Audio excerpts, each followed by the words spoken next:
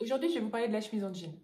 Pourquoi la chemise en jean? Parce qu'en fait, c'est l'un de mes basiques de prédilection, si ce n'est le basique que j'aime le plus. Parce qu'en fait, il a plein de qualités, dont trois que j'affectionne particulièrement. Il vient de l'univers masculin. Et alors ça, une pièce qui vient de l'univers masculin, c'est juste le bonheur parce que c'est très facile à associer et c'est surtout très facile à associer à des pièces féminines. Et ça crée tout de suite un mix and match sympathique. Ça crée des télescopages vraiment sympas. Petit pas sur le côté, en termes de mode, en termes de style, en termes d'allure. Tout ce qui est télescopage, c'est vraiment à creuser parce que ça va tout de suite donner un petit plus à une tenue. Télescopage de style, télescopage de matière, télescopage de couleur. Et ça donne tout de suite du caractère. Et donc la chemise en jean, c'est l'une des pièces qui est très facile à incorporer dans des mix and match. Donc, elle vient de l'univers masculin, donc on peut la mixer avec des pièces féminines.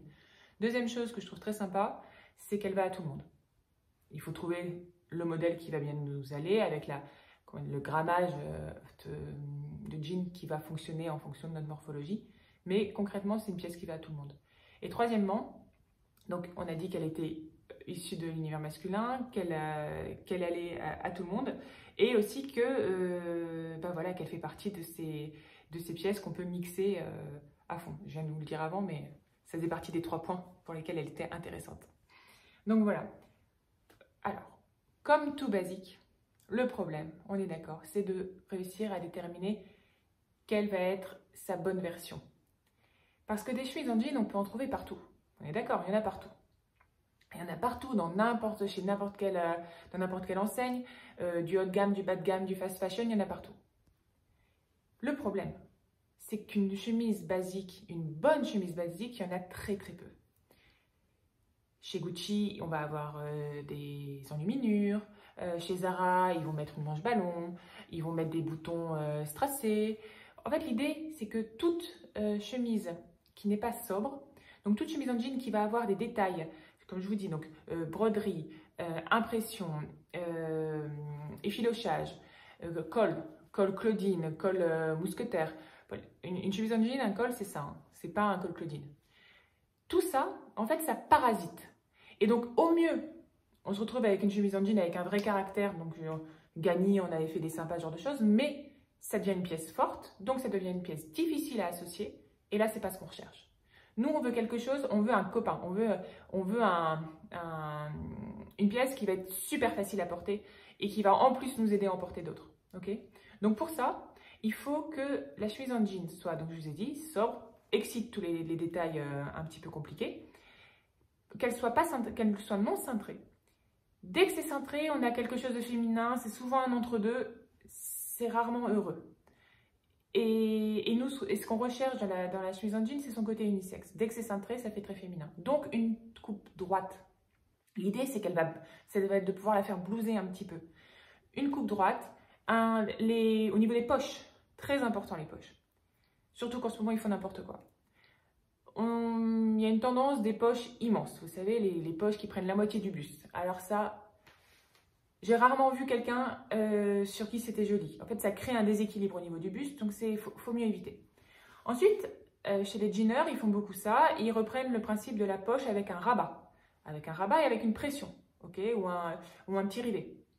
Alors ça, comment dire, ça peut éventuellement fonctionner si on a si on est toute menue, si on a très peu de poitrine. Mais alors dès qu'on a un minimum de volume au niveau de la poitrine, c'est moche. C'est moche, le rabat il se relève, ça crée du volume en plus et c'est pas heureux, d'accord? Donc le but c'est que, dans l'idéal, vous voyez ça, ma poche là, c'est pas parce que c'est la mienne, mais je pense qu'elle est, j'allais dire elle est parfaite. Mais c'est un peu l'idée, elle n'a pas de rabat, elle est plate, on la voit sans la voir, elle habille le haut de la chemise, mais elle se fond dans le paysage. C'est ce qu'on recherche en fait. C'est vraiment ce qu'on recherche dans une poche, c'est que elle fait partie de la chemise, mais elle ne choque pas. Donc dans l'idéal, on est sur une poche sans rabat, sans jeu de teinte, parce que des fois ils font une poche 3 teintes au-dessus, enfin vous voyez, ou alors ils enlèvent la poche, mais ils ont fait la teinture quand il y avait la poche, donc on a une marque de poche. Franchement, allez au plus simple, ok? Donc une fois qu'on a trouvé cette chemise idéal. Il faut savoir qu'il y a 3 types de chemises en jean. Il y a les chemises en jean avec donc très épaisses, qui sont souvent brutes, mais où le jean est vraiment limite de la veste en jean, d'accord? Il y en avait, c'était Raf Simons qui en avait fait pour Calvin Klein à un moment, et c'était pas moche, mais ça devenait, c'était tellement, la matière était tellement impactante que ça devenait une pièce forte, et donc on s'éloigne du basique, vous voyez ce que je veux dire? On s'éloigne de l'intemporel. Donc il faut faire attention avec les chemises qui ont un grammage très fort, où on adore et on sait comment on va le porter, pourquoi pas, mais on aura du mal à la porter de manière fluide. Elle va difficilement se glisser en dessous d'une veste, elle va mal si la jupe est très fluide qu'on met avec, il y aura une trop grande différence de matière. Vous voyez, il faut faire attention. Donc, c'est réservé à un coup de cœur ou à quelqu'un qui a déjà 10 milliards de chemises en jean parfaites, super sobres et qui veut s'amuser. Okay, le deuxième type de chemise en jean, ce sont les chemises en jean souples. Ça reste du jean, mais c'est souple. Alors là, c'est celui qui fait les... On a le plus, comment dire, j'allais dire les mieux, mais ça dépend des fois, ça dépend des coupes, mais Levi's en fait des très bien. Et alors, c'est le genre de chemise qu'il faut laver 3-4 fois, et au bout de 3-4 fois, elles ont la bonne souplesse. C'est des chemises relativement sobres, mais qui surtout le fait qu'elles soient plus souples que celles dont je vous ai parlé juste avant, va permettre de les porter facilement, de les nouer sur le devant, de roulotter facilement les manches. Le roulotage de manches, on est d'accord que c'est Jenny Lyons. Vous tapez ça sur Google, vous trouverez, et il y a un petit tuto et vous saurez comment les roulotter. Donc, ça, c'est quand on veut de la chemise en jean et qu'on veut pouvoir la porter facilement. Ensuite, il y a celles qui vont tricher un petit peu, mais pour cette fois-ci, c'est pas grave, au contraire, on peut. C'est celles qui on peut choisir une chemise en jean qui n'est pas en jean, qui est en lyocell, donc une matière très fluide, très douce, mais qui est teinte comme un jean, qui a la couleur du jean. Donc, elle va permettre toutes les associations qu'on aurait fait avec une vraie chemise en jean, mais elle est tellement souple qu'elle va se porter encore plus facilement que la chemise en jean demi-souple, semi-souple. D'accord? Elle va se nouer très facilement, elle va se glisser. Alors là, on pourra faire on pourra la glisser sous n'importe quelle veste, ça ne posera aucun problème au niveau des manches. Et ça se trouve peut-être plus facilement qu'une vraie chemise en jean. Donc, c'est à voir, d'accord? Mais il y a 3 types. Je ne vais pas vous répéter, vous avez compris, mais bon. Donc, voilà. Une fois qu'on sait ça, il faut savoir que la chemise en jean, il faut se l'approprier. Il faut jouer avec. C'est un basique qui peut, en fonction de la manière dont on va le porter, on va le modeler sur nous, sera toujours différente. Donc, je vous parlais du roulotage de manches. On peut rouloter ici, donc c'est-à-dire pour dévoiler juste le poignet. On peut rouloter ici comme j'ai fait, d'accord? On peut rouloter ici. Donc, ça fait déjà limite 3 chemises différentes. Dès qu'on n'est plus en superposition avec les chemises et qu'on porte que la chemise, c'est important de rouloter, c'est important de dévoiler le poignet. Pourquoi? Parce que c'est une attache du corps, une attache des plus fines, des plus élégantes, des plus, comment dire, raffinées. Mais moi, oui, je trouve que le poignet, c'est raffiné. Et l'idée, en fait, c'est que plus on va montrer de peau dans un look, mais bien choisi, d'accord? Je ne parle pas d'un décolleté de folie ou d'une jupe qui est juste en dessous des fesses, non. Je vous parle de là, je vous parle du poignet, je vous parle des chevilles. Ça va alléger la silhouette et ça va aérer la silhouette et ça va donner un truc en plus, ok? Donc, roulotage de manches. On peut relever le col, tac. On peut boutonner le col jusqu'en haut. Alors là, ça peut vite faire très prépi, ok? Ça peut faire vite très sévère. Donc, dans ce cas-là, on met un collier fantaisie ici, d'accord? On s'amuse, on peut mettre des grosses perles, on peut mettre des petites perles, on peut mettre une accumulation de perles de corail. On peut mettre une broche. On peut vraiment s'amuser, d'accord? Mais donc, ça fait encore une chemise différente. Ensuite, on peut faire du décolleté, tac. Donc là, bam. Comme ça, sur une taille haute, sur une pièce taille haute et on met la chemise comme ça pour une soirée, ça peut faire très sensuel, très joli. Et on peut nouer sur le devant, on peut la glisser aussi sur le devant et laisser l'arrière libre. Il y a une multitude de choses à faire juste avec une chemise en jean basique, d'accord? Une fois qu'on sait ça, il faut savoir que quand on parle de chemise en jean, il y a beaucoup de gens qui pensent tout de suite à Total Look Jean. Alors, le Total Look Jean, effectivement, c'est devenu quelque chose à la mode. Il y a encore quelques années, c'était totalement rédhibitoire. Je pense que même au début de Tendance de mode, quand j'en parlais, je disais que c'était surtout à ne pas faire.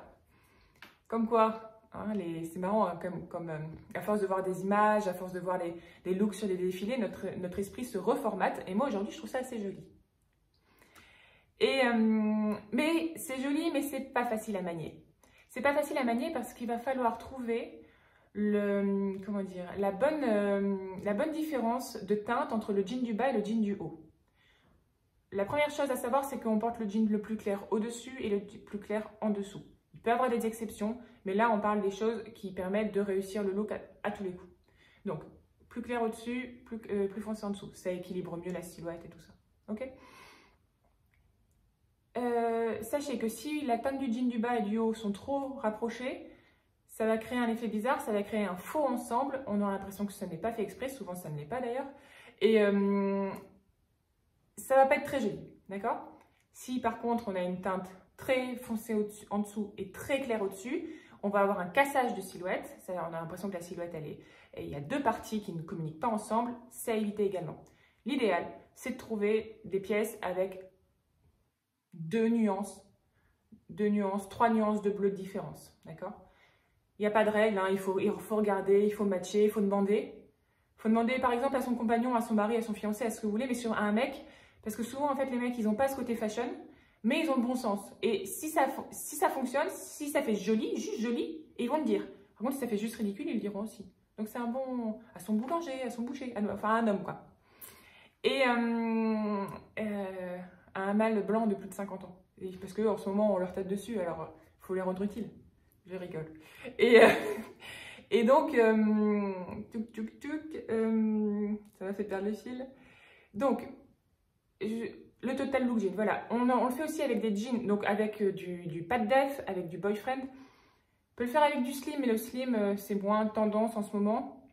Et puis, c'est moins subtil en fait qu'un beau jean droit ou qu'un beau jean cigarette.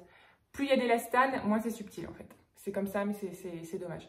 Donc si on peut avoir plutôt, moi je préférais toujours sur quelqu'un un jean flair qui tombe juste ce qu'il faut au niveau de la semelle, qui emboîte bien les hanches. Ça marche sur n'importe quelle morphologie et c'est bien plus joli qu'un slim. Le slim, ça ne va qu'à Kate Moss, mais même pas en fait. Souvent c'est moche. Donc bon, voilà.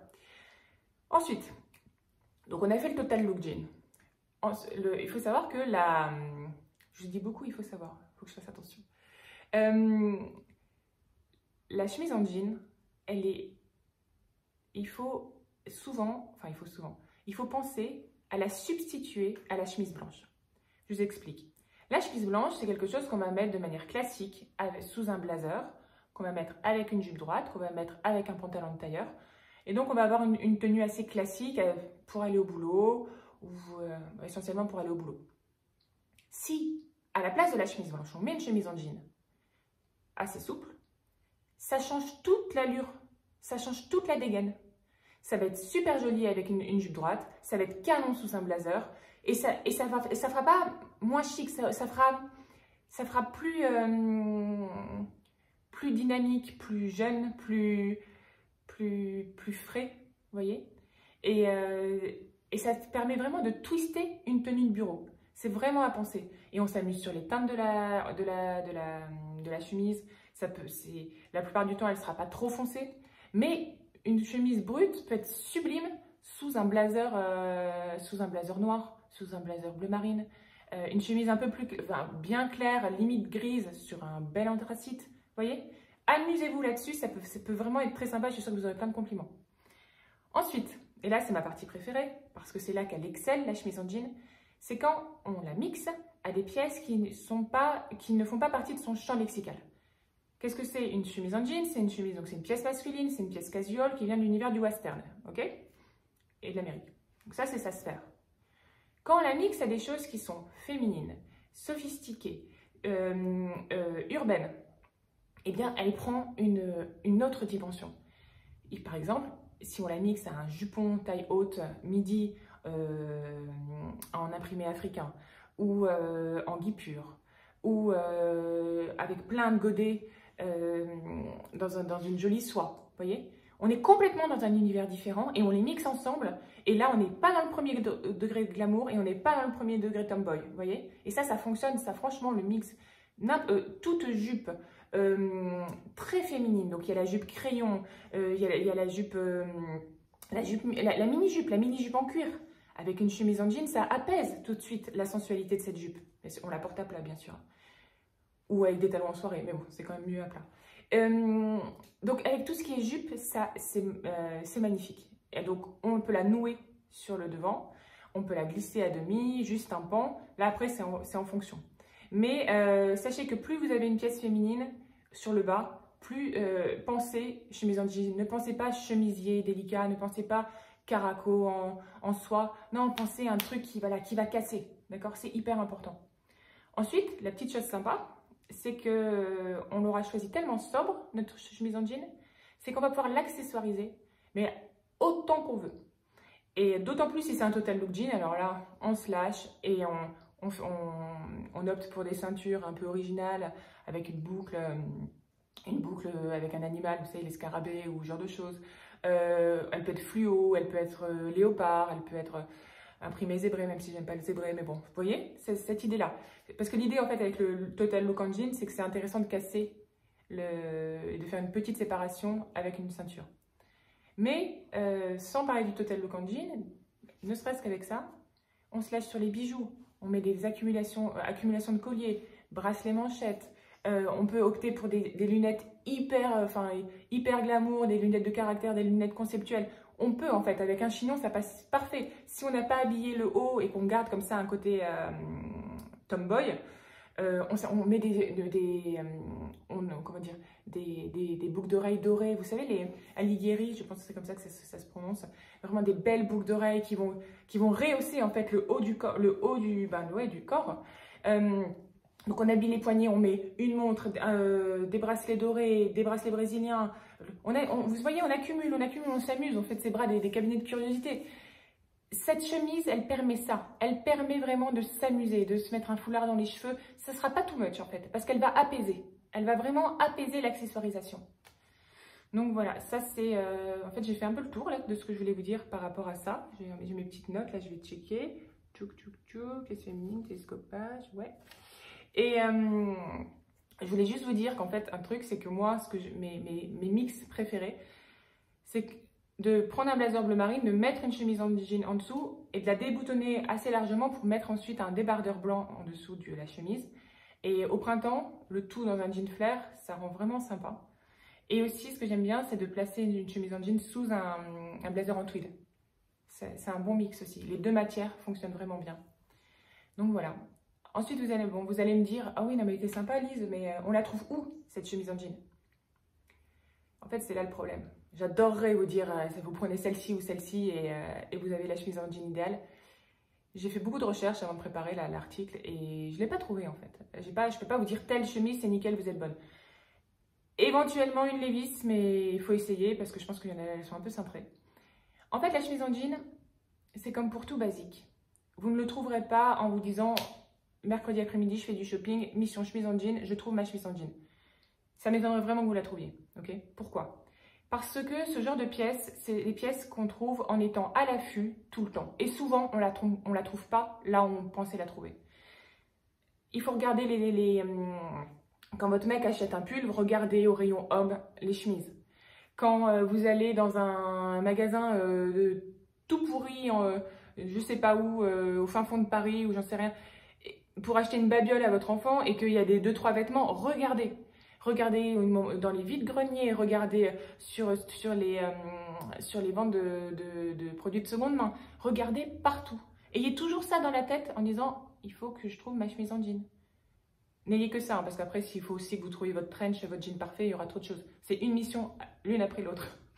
Mais donc vous regardez, et il y a un moment, c'est évident, vous allez tomber dessus. Et ça ne sert à rien d'en acheter une qui vous plaît à demi ou qui coche 3 cases et en fait il fallait en cocher 5 parce qu'elle ne fonctionnera pas comme je vous l'ai dit. Et vous la porterez mal, vous la porterez pas et vous ne serez pas satisfaite de votre achat et vous ne serez pas satisfaite de votre reflet. Il vaut mieux attendre et on trouve. Ok? Pour l'instant, en attendant, vous portez d'autres chemises ou des t-shirts, c'est pas très grave. Moi, celle-ci, je l'ai trouvée chez COS au rayon homme quand on habitait à Florence. Donc ça va faire, oh my god, ça fait longtemps. Ça va faire 8 ans.